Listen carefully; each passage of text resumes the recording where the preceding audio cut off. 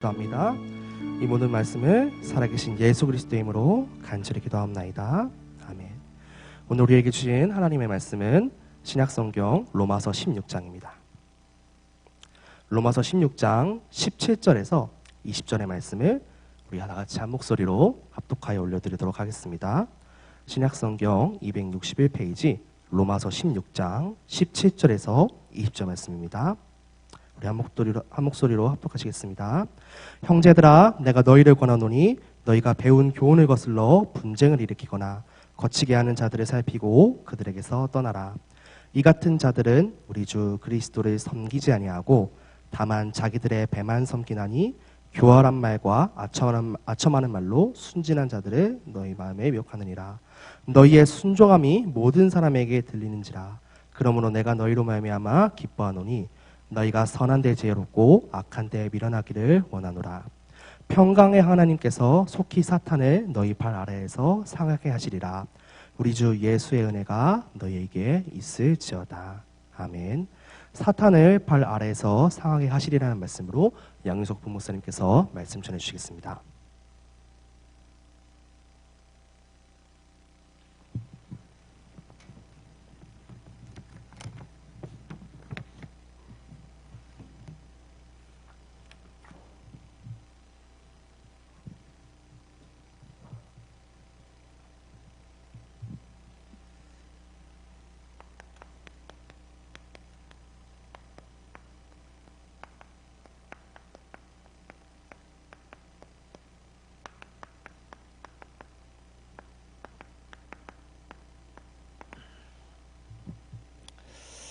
우리 옆에 사람과 인사합시다. 우리는 축복받은 사람입니다.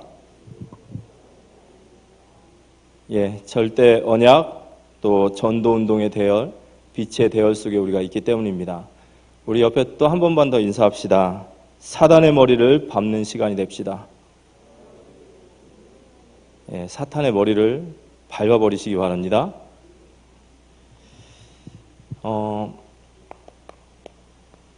하나님의 절대 목표,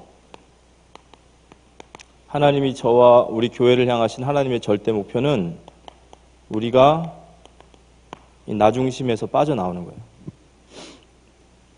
여기서 벗어나는 것이 하나님의 절대 목표입니다. 우리가 하나님의 자녀이지만 나 중심 속에 잡혀있는 한 이 마귀의 손에서 벗어날 수가 없습니다. 왜냐하면 이 나 중심이 결국 죄거든요. 그래서 우리가 하나님의 절대 목표는 일, 사역 이전에 우리가 나 중심에서 나오는 거예요. 그래서 하나님은 우리를 하나님 중심으로 자꾸 바꾸기 원하시는 거예요. 하나님 중심으로 바뀐다는 것은 나의 동기가 바뀌는 거죠. 언약. 이제 오늘 이렇게 만나는 우리 청년이 하나 있어요. 그래서 이제 아직 교회에 등록하지 않은 그런 청년인데 오늘 언약을 붙잡아야 된다 그랬더니 목사님 언약이 뭡니까? 이렇게 질문했습니다. 그래서 제가 다시 오늘 언약을 또 설명하고 또 언약 앞에 있어야 된다 이렇게 얘기했는데요. 언약이 무엇인지를 확인하시기 바랍니다. 이 언약이 딱 붙잡아져야 내가 하나님과 방향이 맞기 시작합니다. 우리가 신앙생활 아무리 잘해도 하나님과 방향 안 맞는 신앙은 엉뚱한 일 하거든요. 언약을 딱 붙잡으셔야 돼요. 언약이 우리에게 동기가 되어지길 기도합니다. 그러면서 하나님 중심이란 이 말씀 중심인데 정확히 말하면 이 예배죠. 예배를 통해서 실질적인 인도를 받을 수 있어야 돼요. 실제 인도를. 이번 한 주간에 선한 데 지혜롭고 악한 데 미련하라. 이 말씀을 주셨지 않습니까? 우리가 정상적인 성도, 응답받는 성도라면 우리가 계속 생각나야 돼요. 그게 이제 성령의 역사시잖아요. 성령께서 우리에게 들었던 말씀을 생각나게 하셔서 인도하시기 때문에 내가 어떤 일을 할 때 이게 우리를 제어하고 때로는 이게 우리에게 동기가 되고 선택의 기준이 돼야 되겠죠. 선한 데 지혜로워야지. 악한 데 미련해야지. 우리가 실질적인 강단의 말씀을 나의 인도하심으로 삼으시기 바랍니다. 이게 실제로 인도를 받으셔야 돼요. 우리 새가족분들은 이게 잘 안 되잖아요. 그죠? 그러니까 이 응답을 받는 사람이 축복받는다고 한다면 우리가 어린 신자들과 새가족들이 이 말씀 붙잡고 인도받게 한다는 게 이게 하나님 앞에서는 보통 축복이 아닙니다.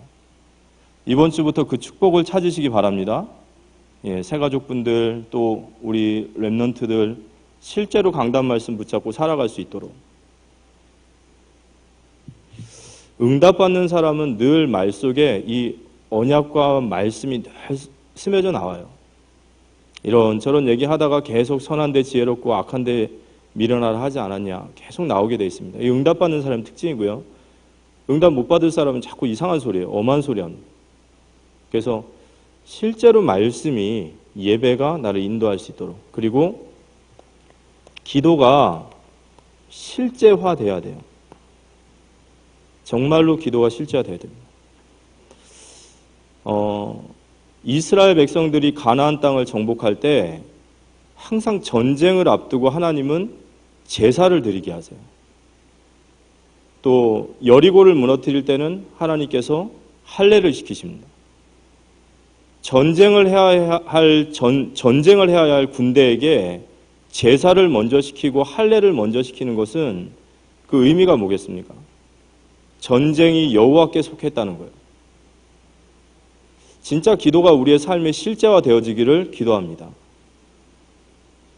사무엘의 영성이죠. 미스바 운동에 블레셋이 쳐들어올 때 어린 양을 취하고 여호와께 기도할 수 있었다는 거예요. 너희는 가만히 서서 오늘 여호와께서 하시는 일을 구원의 역사를 보라, 모세가 얘기했죠. 이 기도의 실제화입니다.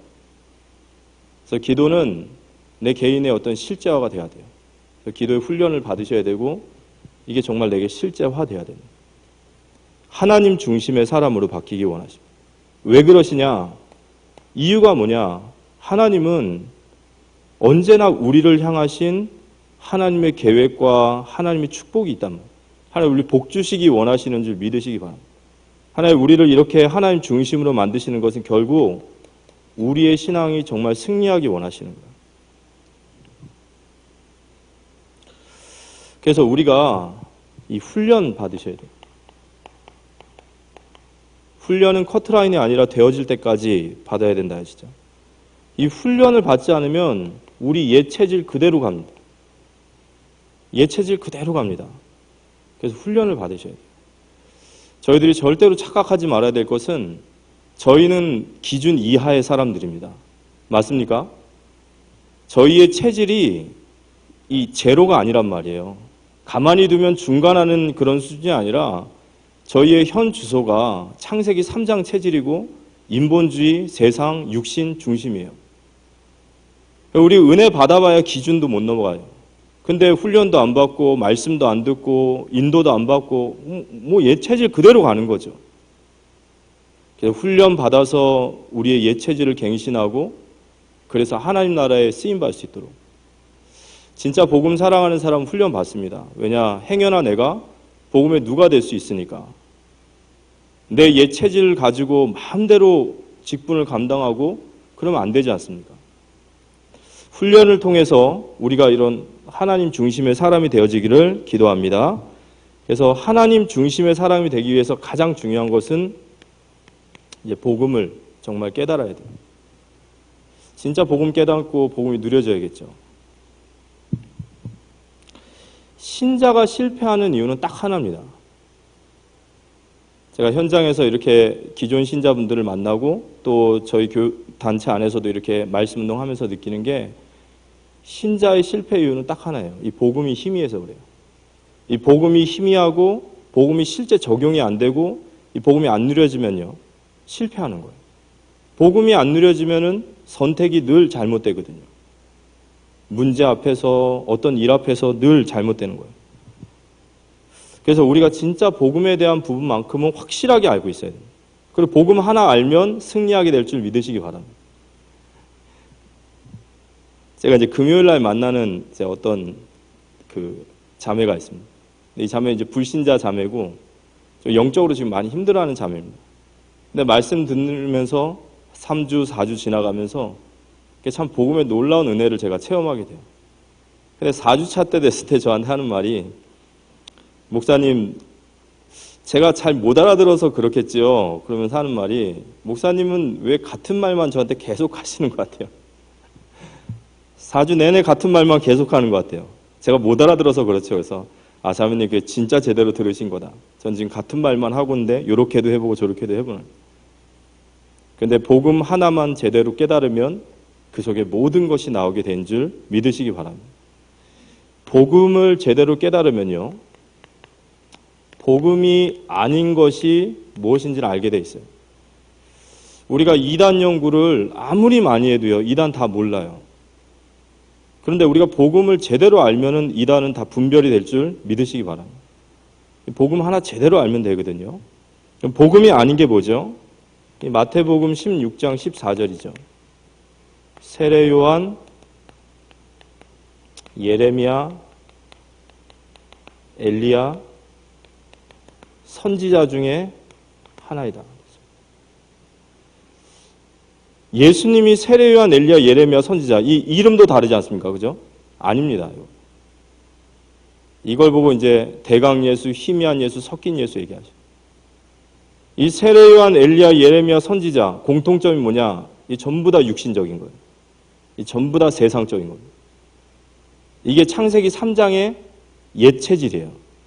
전부 다 육신적인 겁니다. 세례 요한, 번영신학, 번영주의, 물질적 축복. 엘리야, 신비주의.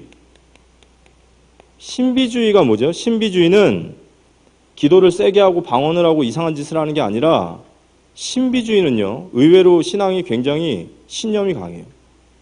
내가 기도하면 하나님 응답하셔야 된다라는 공식을 딱 가지고 기도하는 거예요. 신비주의는 하나님의 뜻을 묻지 않는 게 신비주의입니다.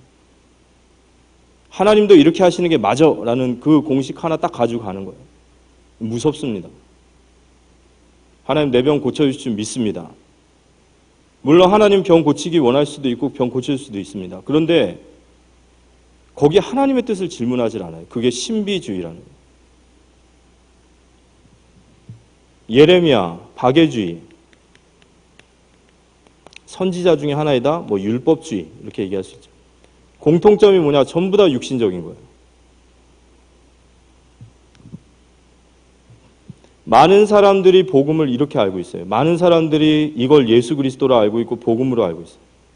그러니까 이것 때문에 예수 믿고 이것 때문에 예수님 떠나기도 하고, 이거 응답이라고 말하고 이거 받으면 좋아하고 이거 안 받으면 우울해지고 이런 거예요. 그럼 우리는 어떨까요? 우리 복음만큼은 확실한 우리 교단, 또 복음만큼은 확실한 우리 성도, 우리는 어떻게 생각할까요? 우리가 기도할 때 이런 기도 많이 해요.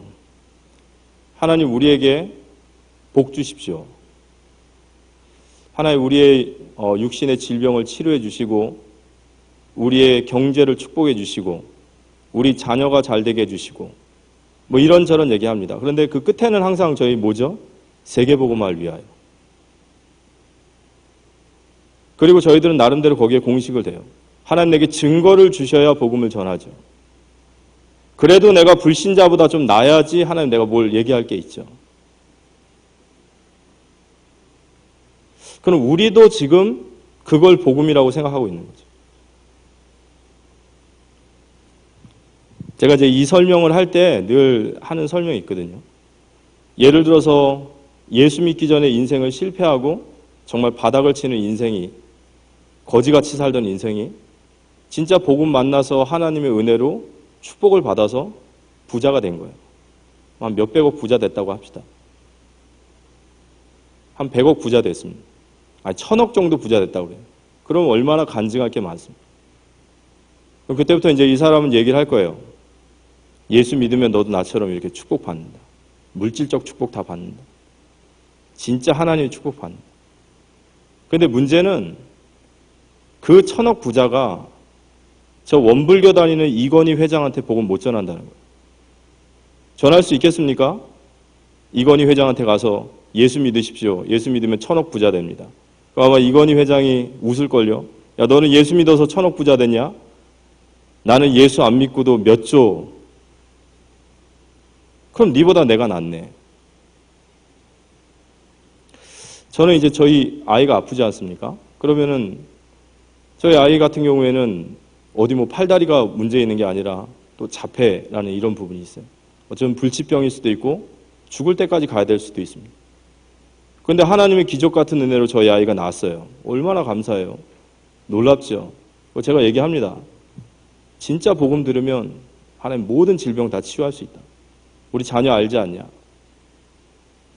그런데 안타깝게 예수 믿지 않는 아이의 자녀 중에 건강한 애들이 더 많더라는 거예요.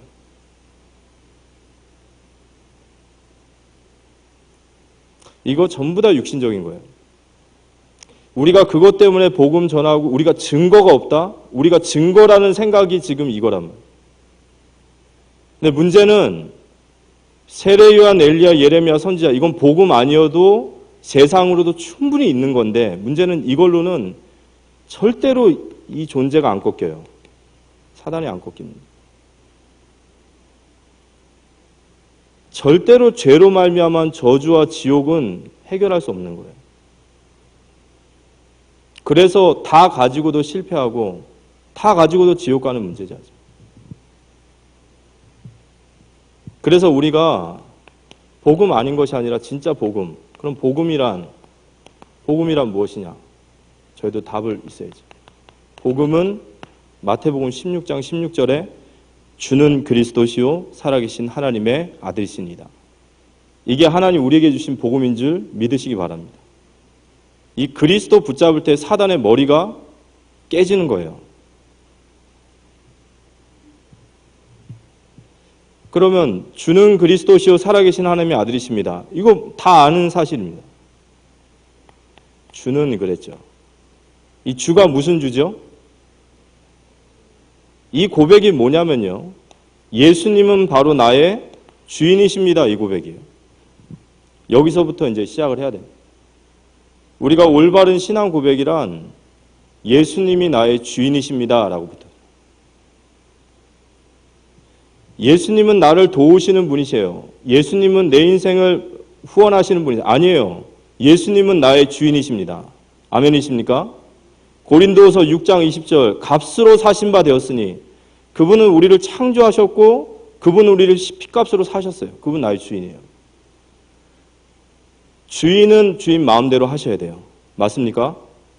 우리가 신앙 고백이 올바르게 돼야 된단 말이에요. 예수님이 나의 주인이셔야 돼요.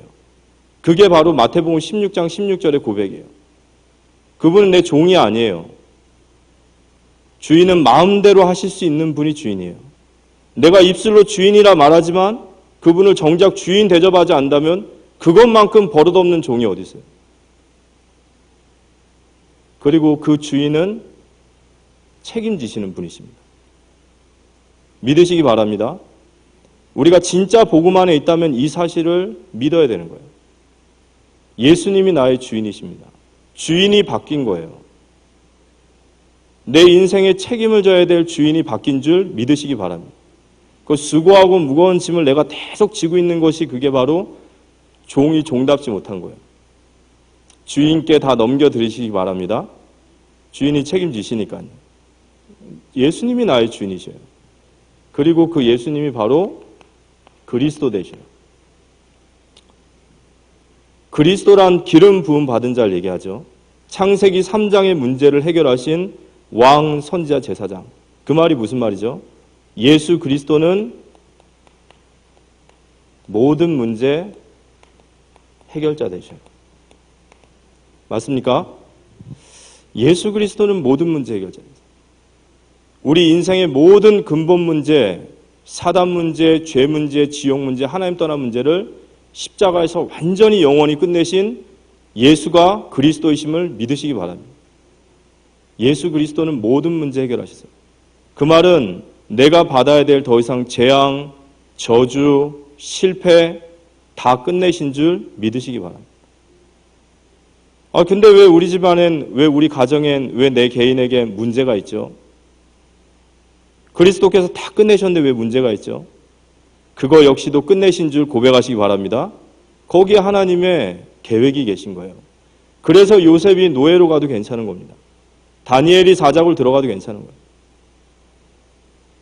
진짜로 예수님이 그리스도시라는 사실이 믿어질 때 우리의 모든 문제는 그 안에서 끝나는 거예요. 이게 사실적으로 고백되어지는 은혜가 임하기를 기도합니다. 이 문제가 문제 아닌 이름이 되셔야 돼요. 문제만 만나면 이거 자꾸 문제에 빠져가지고 옛 체질로 돌아가서 뭐가 잘못된 게 아닌가, 하나님 실수하신 거 아닌가, 내가 뭐 이거 뭘 잘못한 게 아닌가. 아니에요.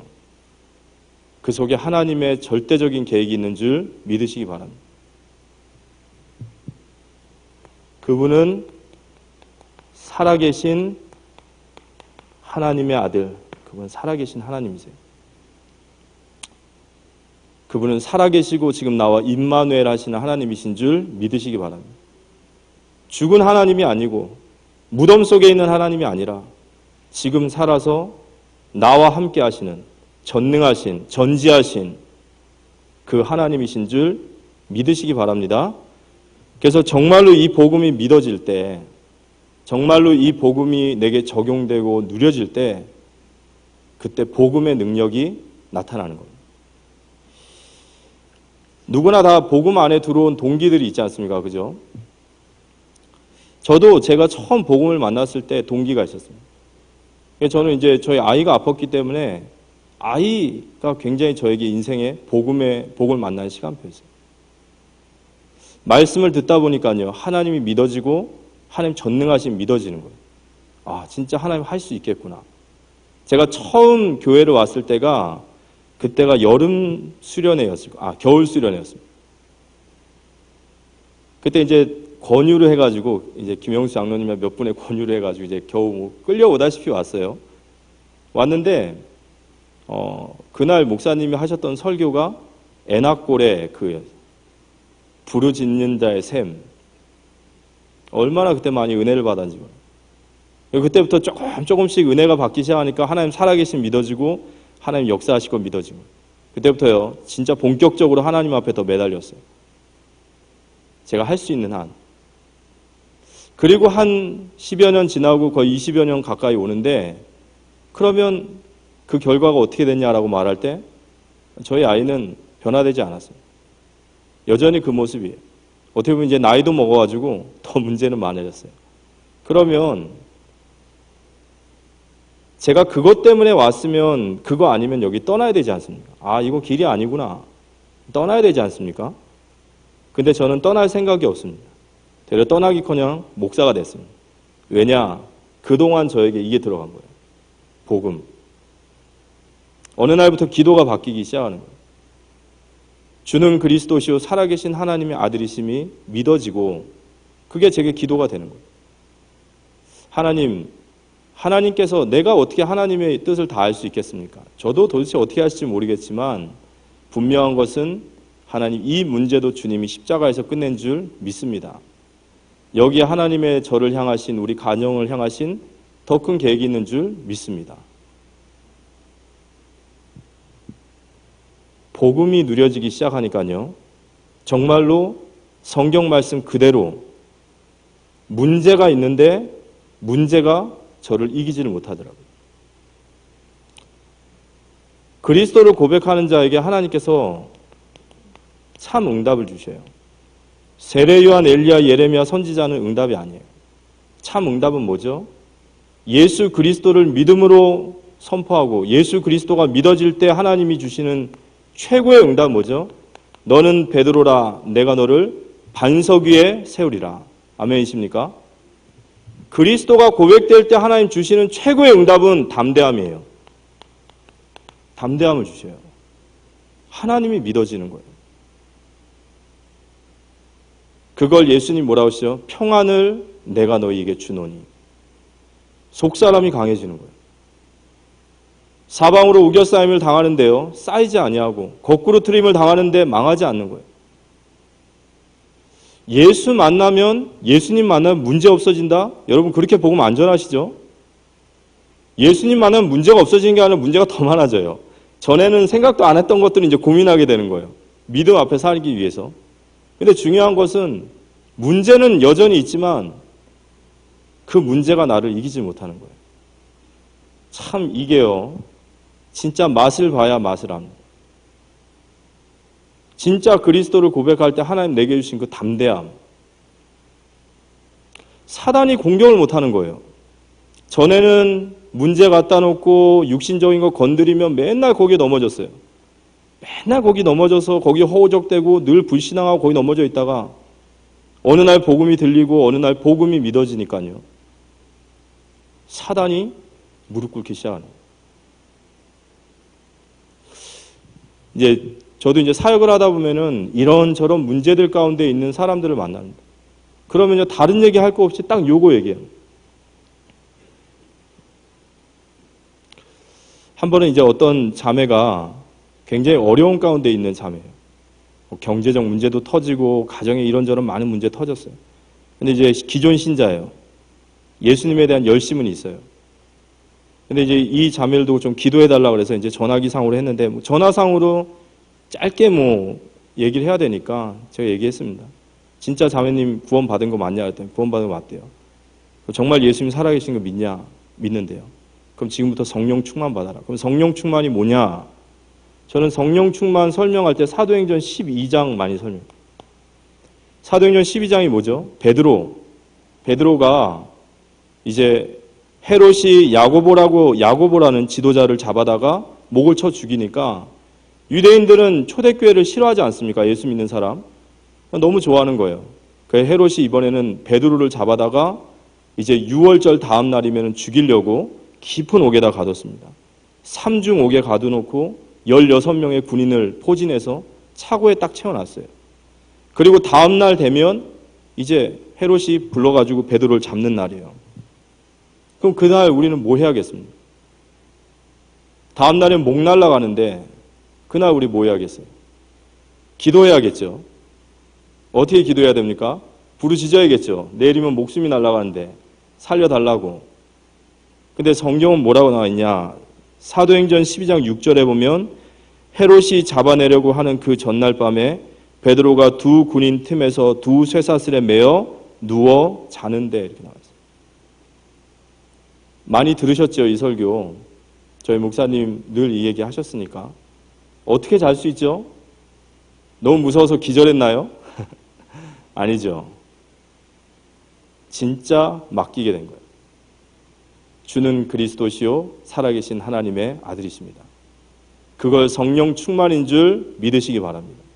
성령 충만 받으면요, 담대해지는 거예요.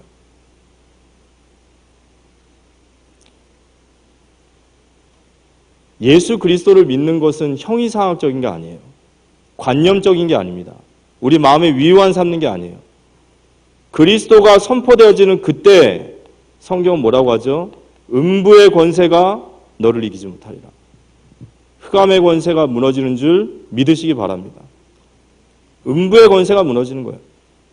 베드로가 누워 자는데 12장 7절에 호련히 주의 사자가 역사하는 거예요.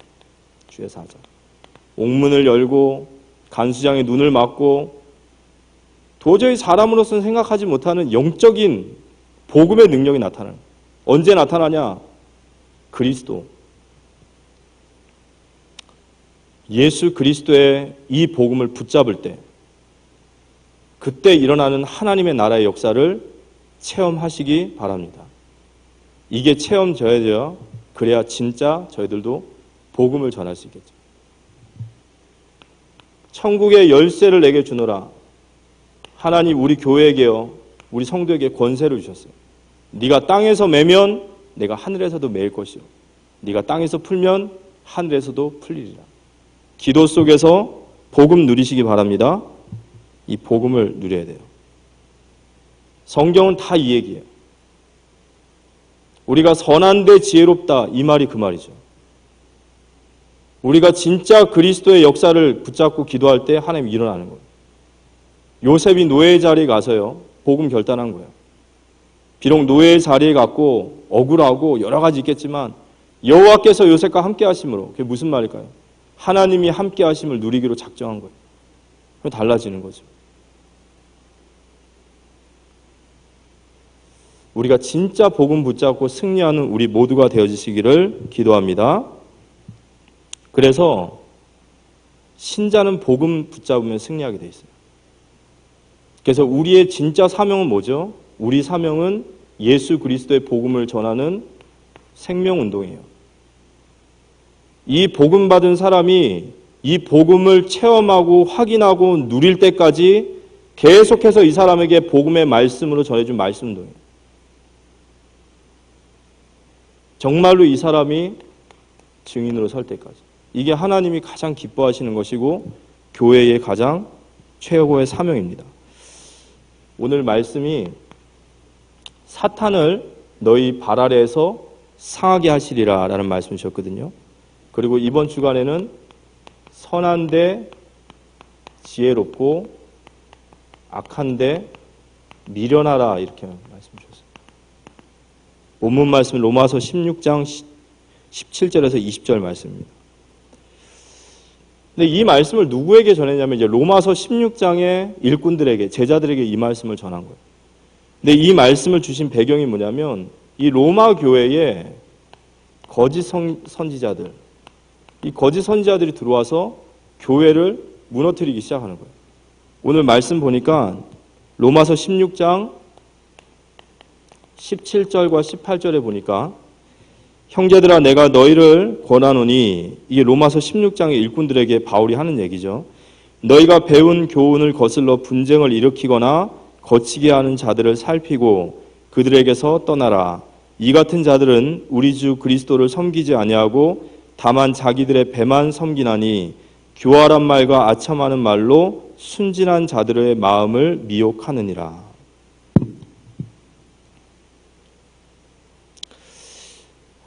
이 사단이라는 이 존재는 언제나 이 복음을 없애려고 하죠. 그래서 참 복음 가진 교회는 사단의 타겟이에요. 저희들이 참 복음을 가지고 있다는 것은 사단의 입장에서는 절대로 간과할 수 없는, 그냥 방관할 수 없는 저희들은 대상입니다. 저희들이 영적으로 깨어있지 않으면 이 사단은 굉장히 강교하거든요. 우리가 분명히 깨어서 기도할 수 있어야 됩니다. 근데 이 사탄이 이 거짓 선지자를 통해서 로마 교회를 무너뜨리는데 그 거짓 선지자들의 특징이 뭐냐? 배운 교훈을 거슬리게 하는 자, 자꾸 복음에서 떠나게 하는 거예요. 자꾸 언약과 말씀 중심에서 떠나게 하는 거죠. 이 이단 사상을 계속 집어넣는 거예요. 그러면서 분쟁을 일으키거나 거치게 하는 자, 교회를 자꾸 분열시키고 교회를 자꾸 분쟁하게 만들고, 이 거치게 하는 자라는 말이 이 스캔달론, 그래서 이 스캔들 이런 뜻이에요. 넘어지게 하는 거예요. 성도를 자꾸 넘어지게 하고, 교활한 말과 아첨하는 말로 순진한 자들의 마음을 미혹하니라. 교활하고 아첨하는 말, 이게 뭐냐? 사람이 듣고 싶은 말을 자꾸 하게 만드는 거예요. 입맛에 자꾸 맞추는. 우리가 듣고 싶은 것을 들으면 망합니다. 들어야 될 말씀을 들으시기 바랍니다. 이 말씀을 들으면서도요, 듣고 싶은 말만 들어요. 그럼 그건 죽는 길이에요. 생명의 말씀을 들어야 되고, 그 말씀에 마음이 찔려야 되고, 돌이켜야 되고, 변화돼야 됩니다. 이렇게 아첨하는 말, 자꾸 이제 듣고 싶은 말, 귀에 좋은 거, 이런 것만 이제. 그런 사람들의 특징, 이 사람들을 뭐라고 하죠? 자기들의 배만 섬기는 자. 주를 위하는 자들이 아니에요. 이런 자들에게서 교회를 살피고 그들을 지키라, 이렇게 얘기합니다. 어떻게 지켜야 됩니까? 선한데 지혜롭고 악한데 미련하라. 이 사단의 이 거짓 선지자들, 교회를 어떻게 지켜야 되냐? 선한데 지혜롭고 악한데 미련함으로.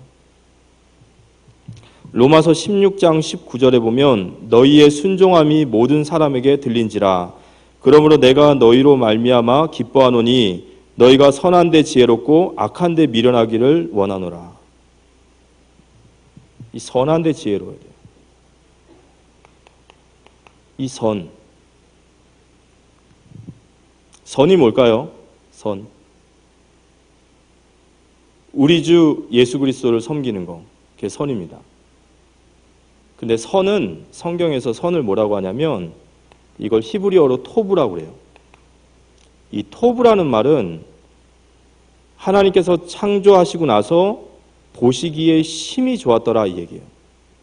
선이란 뭐냐? 하나님이 옳다 하신 것이 선인 줄 믿으시기 바랍니다. 이 선도 절대 우리의 기준이 아니란 말이에요. 우리가 하나님을 섬기는 것이 우리 인간적인 생각으로 섬기면 안 돼요. 그래서 저희들이 말씀에 눈이 열려야 되고 계속해서 하나님이 기뻐하시고 하나님이 선하다 하시는 것이 뭔지를 계속해서 찾아가야 돼요. 우리가 자칫 우리 인간적인 생각으로 하나님을 섬기는 것은 그건 되려 선이 아니라 하나님 반할 수도 있는 거예요. 선은 뭐냐? 선은 하나님이 옳다 말하시는 게 그게 선이에요. 그래서 우리 주 그리스도를 섬기는 것이 선입니다. 하나님이 선하시다 보시는 게 뭘까요? 하나님의 최고 선은 바로 예수 그리스도의 복음인 줄 믿으시기 바랍니다. 그리스도 붙잡는 게 선이에요. 우리가 그리스도 붙잡는 게 선입니다.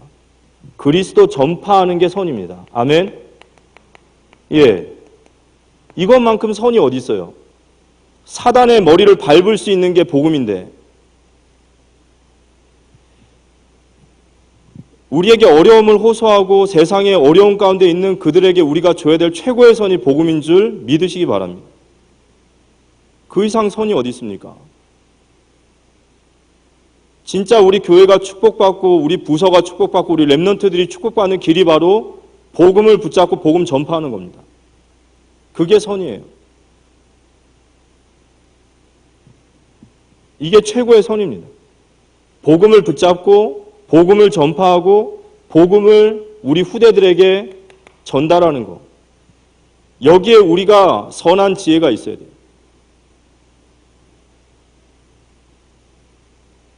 악한 데 밀어나라. 세상적인 도덕적인 타락 물론 그런 것도 얘기할 수 있죠. 근데 그거보다 더 무서운 게 뭐죠? 복음 희미하게 만드는 거죠. 진짜 최고선이 뭔지를 자꾸 가리게 만드는 거예요. 자꾸 다른 거 강조하고 다른 거에 열심히 하고 다른 거 전달하고 그게 악입니다. 다른 게 악이 아니에요.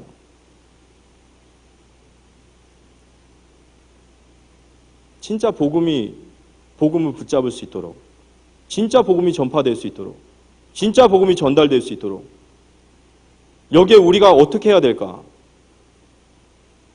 이번에 목사님 그 불상에다 불 지른 그 성도를 향해서 전혀 복음과 상관없는 그게 그분에게 있어서는 선일 수 있죠. 우상에 불 지르는 게. 근데 언약과 전혀 상관없어요. 그분에게 있어서 복음이 최고의 선이 아닙니다. 우리가 무엇을 하든지 간에 어떤 일을 하든지 간에 우리가 선한데 지혜로우시기를 바랍니다. 이게 정말로 전달돼야 되잖아요. 이거 말고 자꾸 다른 얘기하면은 그게 악인 거예요. 그게 결론적으로 이 사람 죽이는 거예요. 로마서 10장 2절에서 3절에 보면 그들이 하나님에 대한 열심은 있지만 하나님에 대한 올바른 지식이 없으므로 자신들의 의를 세우기 위해 하나님의 의를 버리게 되는 거예요. 우리가 그리스도에 얼마나 결론나고 그리스도가 얼마나 최고의 선인지를 알아가면 알아갈수록 우리 이거 얘기할 수밖에 없는 거고 여기에 희미하면 자꾸 다른 얘기하게 되는 거예요. 우린 무엇을 강조하고 무엇에 열심을 내고 뭘 하고 있습니까? 선한데 지혜로워야 돼요. 하물며 복음 없는 저 불신자들에게 뭐가 선입니까? 우리가 그들에게 구제도 하고 봉사도 하고 헌신도 하고 다 해야 돼요. 인격적으로 우리가 그들에게 훌륭한 소리 들어야 돼요. 그 결론은 복음 전파입니다.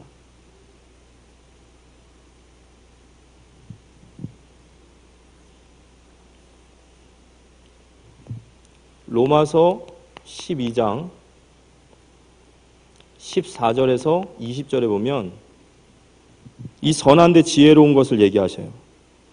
너희를 박해하는 자를 축복하라. 축복하고 저주하지 말라. 즐거워하는 자들과 함께 즐거워하고 우는 자들과 함께 울라. 서로 마음을 같이하며 높은 데 마음을 두지 말고 도리어 낮은 데 처하며 스스로 지혜 있는 채 하지 말라. 아무에게도 악을 악으로 갚지 말고 모든 사람 앞에서 선한 일을 도모하라. 할 수 있거든 너희로서는 모든 사람과 더불어 화목하라. 내 사랑하는 자들아, 너희가 친히 원수 갚지 말고 하나님의 진노하심에 맡기라. 기록되었으되 원수 갚는 것이 내게 있으니 내가 갚으리라 하고 주께서 말씀하시니라. 내가 내 원수가 줄이거든 먹이고 목마르거든 마시게 하라.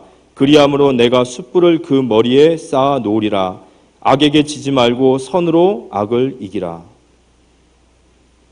내 숯불에 그 머리에 그 숯불을 쌓으리라. 무슨 말일까요?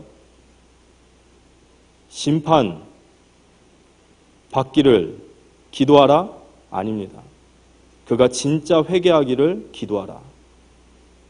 악으로 선을 이기라. 복음으로 악을 이기시기 바랍니다. 그리스도 붙잡고. 악으로는 악을 이길 수 없어요.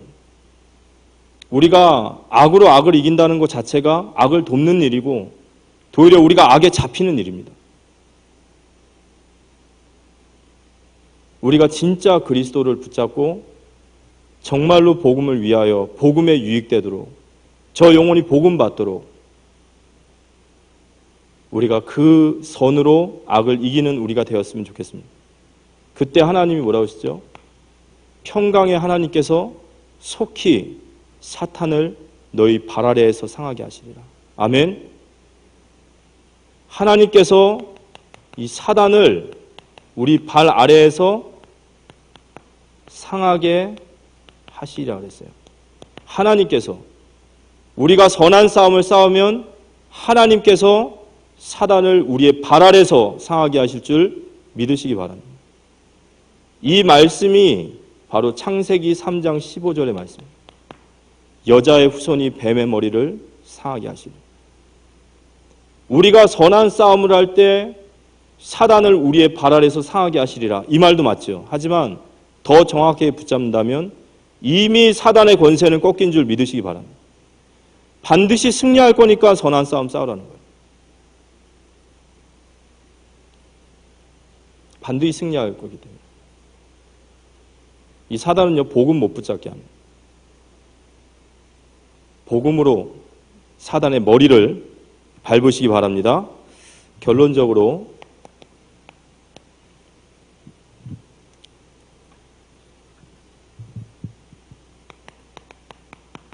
사탄을 너희 발 아래에서 상하게 하시리라 그랬죠.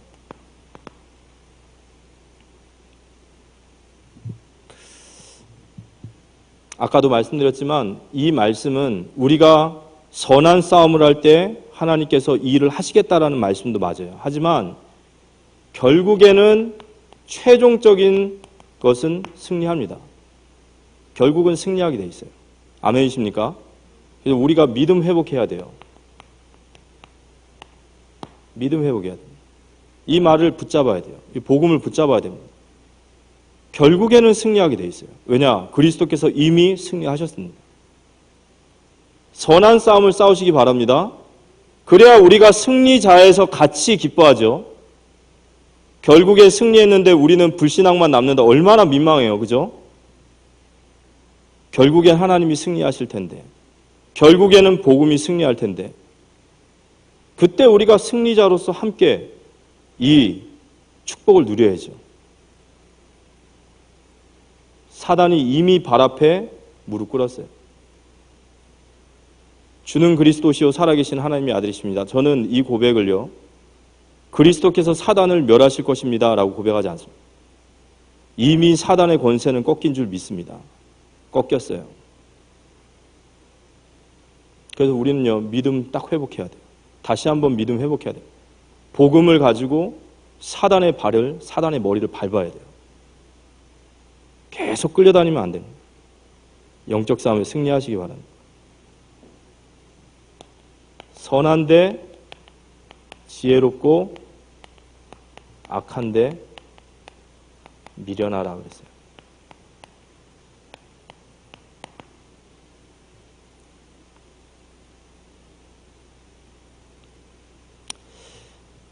우리가 진짜로 최고에서는 복음 붙잡는 거예요.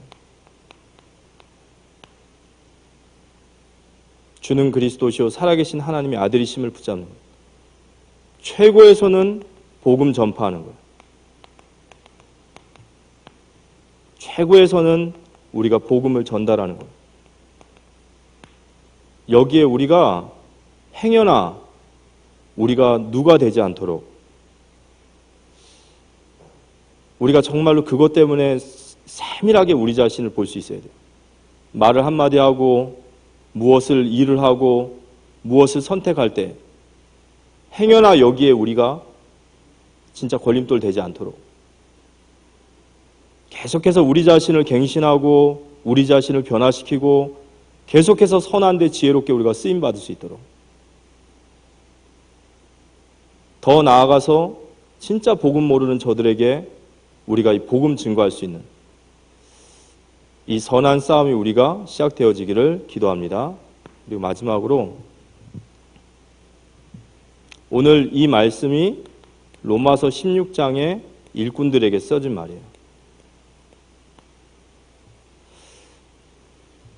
바울이 그들에게 이 편지를 쓰면서 마지막으로 17절, 18절에 보면 형제들아 내가 너희에게 권하노니 너희가 배운 교훈을 거슬러 분쟁을 일으키거나 거치게 하는 자들을 살피고 그들에게서 떠나라. 이 같은 자들은 우리 주 그리스도를 섬기지 아니하고 다만 자기들의 배만 섬기나니 교활한 말과 아첨하는 말로 순진한 자들의 마음을 미혹하느니라.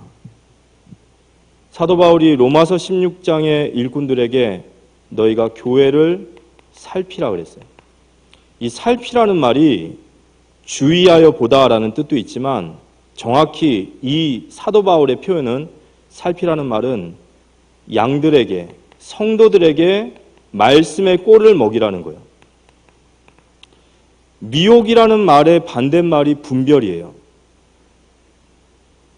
어린 신자들이 성도들이 미혹에 아첨하는 말에 끌려가지 않도록 그들을 말씀의 꼴을 먹이고 말씀으로 양육해서 분별할 힘을 길러내라는 거예요. 사도행전 20장 28절에서 32절에 보면 사도 바울이 에베소 교회의 지도자들에게 마지막으로 고별 설교할 때 이런 얘기를 하죠. 여러분은 자기를 위하여 또는 온 양떼를 위하여 삼가라. 성령이 그들 가운데 여러분을 감독자로 삼고 하나님이 자기 피로 사신 교회를 보살피게 하셨느니라. 내가 떠난 후에 사나운 이리가 여러분에게 들어와서 그 양떼를 아끼지 아니하며 또한 여러분 중에서도 제자들을 끌어 자기를 따르게 하려고 어그러진 말을 하는 사람들이 일어날 줄을 내가 아노라. 그러므로 여러분이 일깨어 내가 3년이나 밤낮 쉬지 않고 눈물로 각 사람을 훈계하던 것을 기억하라. 지금 내가 여러분을 주와 및 그 은혜의 말씀에 부탁하노니 그 말씀이 여러분을 능히 든든히 세우사 거룩하게 하심을 입은 모든 자 가운데 기업이 있게 하시리라. 사도 바울이 에베소의 지도자들에게 마지막으로 얘기한 것이 교회를 사람의 어떤 영향력이나 또는 프로그램에 맡기는 것이 아니라 은혜와 말씀에 부탁한다고 그랬어요. 말씀으로 양육하고 말씀으로 세우는 것은 목회자들의 전유물이 아니에요. 로마서 16장의 평신도 또 중직자 그런 제자들에게 사도 바울이 마지막으로 한 말이 그들을 말씀으로 양육해라. 그래서 아첨하는 말과 미혹하는 말에 흔들리고 그들이 넘어지게 하지 않도록 그들을 일으켜 세울 수 있도록 하나님이 우리는 복음을 맡은 자입니다. 복음을 맡은 자는 복음에 비친 자예요. 반드시 전달해야 되고 반드시 우리는 증거해야 됩니다. 우리의 모든 부서에 또 우리 모든 기관에 우리 모든 교회에 모든 부서에 한 명 한 명의 렘넌트들이 한 명도 제외되지 않고 모두 다 이 말씀으로 양육되어져서 그들이 분별력을 가지고 일어설 수 있도록 그 일을 감당해야 될 줄 믿으시기 바랍니다. 직분의 제1의 사명은 바로 말씀을 먹이는 거예요. 직분은 사람을 세우는 겁니다. 말씀을 먹이는 것이 우리의 최고의 사명입니다. 중직자 시대에 우리 중직자분들이 세워질 때 교회에 많은 중요한 일들도 해야 되지만 가장 중요한 것은 뭐죠? 말씀 양육이에요. 말씀 양육을 통해서 성도 한 명 한 명들을 복음으로 완전히 세워야 됩니다. 그래서 저희의 목표는 어디까지 세워야 되죠?